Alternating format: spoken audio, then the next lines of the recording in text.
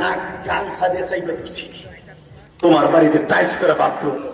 আমি 1 লক্ষ টাকা দিব বলেন তো কে দিবেন একটা লোক বলে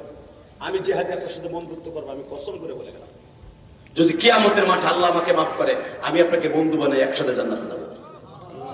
এক পোলাপানের লেগে তো কত খ্যাত করার লেগে পাগল হও মা বাবার লেগে কি একটু খ্যাত পয়সা দিয়ে যাও যায় না জান্নাতে বলেন একজন কে দিবেন ওদের আমি 1 বছর টাইম দিবের ভিতরে অথবা 2 বছরের ভিতরে 1 লক্ষ টাকা দিবে এতিমখানা বলেন কে দিবেন 1 লক্ষ টাকা 1 বছর অথবা 2 বছর টাইম দিলাম লিল্লাহি তাকবীর এদিকে আসেন আপনি আমার বন্ধু আসেন সাতার বাবা মা আছে কিনা আমি জানি না কি নাম আপনার আসেন আজকের প্রথম বন্ধু আপনি আমার লিল্লাহি তাকবীর বাবা মা আছে তাকির ভাই হ্যাঁ তোমার মতো বন্ধু আর কি আছে বয়স কত তুমি আমার ছোট আমার 49 মারহাবা বলেন পরিমাণ বরকত দিবা ও সন্তান জন্য ওর মতো দানবীর হয়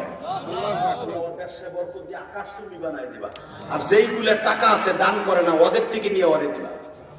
আর ওর টাকা দিয়ে সিনেমার হল বাড়বে গানের আসর বাড়বে সুদের খোর বাড়বে আর ওর টাকা হইলো মরার পর পোলাবার বোতল খাবে কথা কর না কেন এই জন্য আল্লাহ যারা দান করে না টাকা আছে ওর কাছ থেকে নিয়ে যারা দান করে ওকে এদের দ্বারা কাজ হবে এই তো আমি করি নাই বিশ্বনবী করছে আলহামদুলিল্লাহ বলেন এর নাম কি জাকির আল্লাহ জাকিরকে কবুল করো আর একটা লোক আমি চাই একটা লোক এই মাদ্রাসার জন্য জলদার জ্বালা কিচ্ছু নাই বাথরুম নাই ছাত্রদের খাবার নাই আর একটা লোক বলেন তো হুজুর আমি 1 বছর লাগাই সময় লাগাই আমি 1 লক্ষ টাকা দিব বলেন কে দিবেন আর একটা লোক জাকিরের মতো বেইকল জেলা কয়টা আছে আর একটা লোক 1 লক্ষ টাকা আমি তো একবারই চাই নাই 1 বছর বয়ে দিবেন আস্তে আস্তে কোন 1 লাখ 10,000 5,000 করে দিয়ে দিয়ে মায়ের কথা মনে করে কাঁদবে না সমাজ সুযোগ দিলাম প্রবাসী নাই 1 লক্ষ টাকা দেওয়ার মতো আরেকজন বলেন আরেকটা লোক সভাপতি সাহেব কোন না সিভিলাইটিস 1 লাখ চাইতেছে লিল্লাহি তাকবীর আল্লাহু আকবার লোকটা মোবাইল সাফার দান দিয়েছে হয় মাদ্রাসার খাতিরে আল্লাহ ওনার কবরটা জান্নাতে টুকরা বানায় দেবে আল্লাহ সভাপতি সাহেব 1 লক্ষ টাকা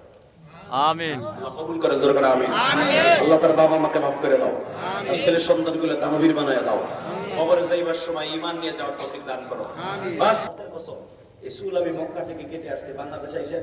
একটা বেলটও লাগাই নাই কেসিও লাগাই যেভাবে দেখছেন এইভাবে আছে মক্কা থেকে রাখা চুল উমরা করে আসলাম আমি দোয়া করে যাব আল্লাহ যেন আপনাকে